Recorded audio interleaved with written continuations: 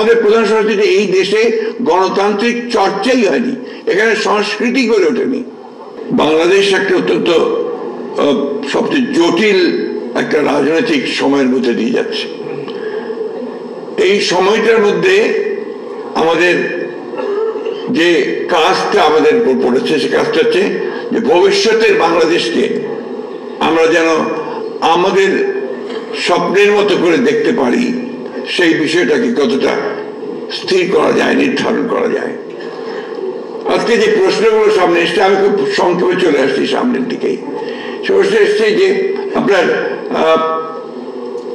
ঐক্য এরা যেটা নির্ধারণ করেছেন, সংস্কার, নির্বাচন। আজকে 53 বছর পরে, এটা আমাদের দুর্ভাগ্য জাতিগত হবে যে 53 বছর পরে আজকে আমাদেরকে এই বিষয়গুলো নিয়ে আলোচনা করতে হচ্ছে। আমাদের খুব ভালো হতো যদি আমরা প্রথম থেকেই এই বিষয়গুলো নিয়ে কাজ করে একটা জায়গায় এসে পৌঁছতে পারতাম। আমরা এই ফ্যাসিবাদের বিরুদ্ধে 1912 সাল থেকে আমি আমাদের দল থেকে বলতে পারি, যারা রাজনৈতিক নেতৃবর্গ আছেন, আমরা কিন্তু সংগ্রাম শুরু করেছি, তাদের বিরুদ্ধে আমরা অবস্থান নিয়েছি।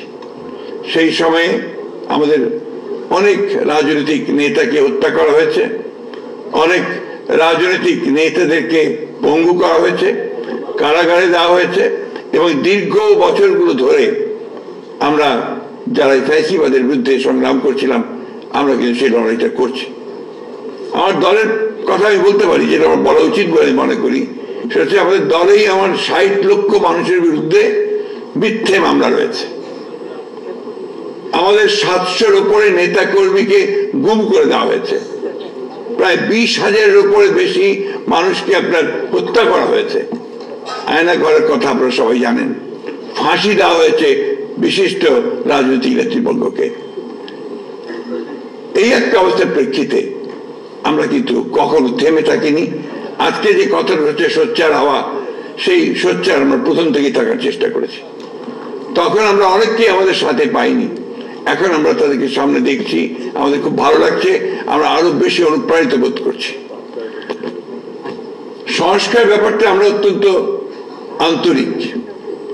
আপনাদের অনেকেই জানা থাকা উচিত যারা রাজনীতির সঙ্গে জড়িত আছেন, যে 2016 সালে আমাদের দলের চেয়ারপারসন দেশনেত্রী বেগম খালেদা জিয়া, তিনি ভিশন 2030 একটা আমরা একটা ডকুমেন্ট বের করেছিলাম, যেখানে রাজনৈতিক সংস্কারের কথা খুব পরিষ্কার করে উল্লেখ করা ছিল, এবং যে বিষয়গুলো আমরা পরিবর্তন আনতে চাই সেই বিষয়গুলোর কথা আমরা উল্লেখ করেছিলাম। সেখানেই আজকে যে বিষয়গুলো একদম সামনে চলে এসছে, যে আপনার প্রধানমন্ত্রী এবং প্রেসিডেন্টের যে ক্ষমতা, তার ভারসাম্য রক্ষা করা, এক ব্যক্তি যেন দুইবার আসতে না পারেন প্রধানমন্ত্রী হিসেবে, সে বিষয়টাকে নিশ্চিত করা, এবং একই সঙ্গে আপনার যে 2 কক্ষ বিশিষ্ট পার্লামেন্ট, এইটা কিন্তু তখনই, অর্থাৎ 2016 সালেই আমরা কিন্তু এই বক্তব্যটা নিয়ে এসেছিলাম। আমরা এটা আলোচনার জন্য দিয়েছিলাম, জনগণের সামনে পেশ করেছিলাম। পরবর্তীতে 2022 সালে আমি তখন জেলে চলে গেলাম, আমরা বেশ অনেকেই জেলে গেলাম। সে আপনাদের মনে থাকার কথা, গোলাপবাগে একটা জনসভার মধ্য দিয়ে আমরা প্রথমে 10 দফা, এবং পরে সমস্ত রাজনৈতিক দলগুলো আপনারা সেটাকে সমর্থন করেন। পরে সমস্ত রাজনৈতিক দলগুলোর সঙ্গে যারা ফ্যাসিবাদের বিরুদ্ধে আমরা আন্দোলন করছিলাম, তারা আমরা কিন্তু একসাথে আলোচনার মাধ্যমে আমরা 31 দফা আমরা একটা কর্মসূচি, সংস্কারের কর্মসূচি আমরা নির্ধারণ করি। এখানে মান্না আছেন, জুনায়েদ সাকি আছেন, আমার অন্যান্য রাজনৈতিক বন্ধুরা আছেন, তাদের সঙ্গে আলোচনা করেই দীর্ঘ 2 বছর আমরা এই আলোচনা করেছি।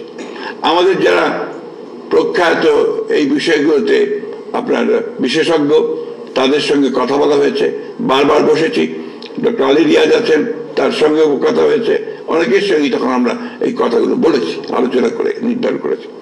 সুতরাং সংস্কার পক্ষে আমরা কিন্তু প্রথম থেকে। দুর্ভাগ্য আমাদের যে এখন কিছু কিছু বক্তব্য আসছে যে বিএনপি সংস্কার চায় না, নির্বাচন চায়। এই কথাটা সঠিক নয়। আমরা বারবার করে বলছি যে আমরা প্রয়োজনীয় সংস্কারটাকে শেষ করতে, ন্যূনতম যে সংস্কার প্রয়োজন একটা নির্বাচন করার জন্য, গ্রহণযোগ্য নির্বাচন করার জন্য, সেই সংস্কারটুকু করে আমরা নির্বাচনে যেতে চাই। আমরা নির্বাচনের কথা বলছি কেন, একথা ডক্টর রিয়াজ বলেছেন, সবাই বলছেন, আর এটা বাস্তব যে গণতান্ত্রিক একটা ব্যবস্থায় যাওয়ার জন্য নির্বাচন হচ্ছে প্রধান ফটক, প্রধান দরজা, গেটওয়ে টু ডেমোক্রেসি। আমার কাছে মনে হয় যে আমাদের প্রধান সমস্যাটা কোথায়? আমাদের প্রধান সমস্যা যে এই দেশে গণতান্ত্রিক চর্চাই হয়নি, এখানে সংস্কৃতি গড়ে ওঠেনি।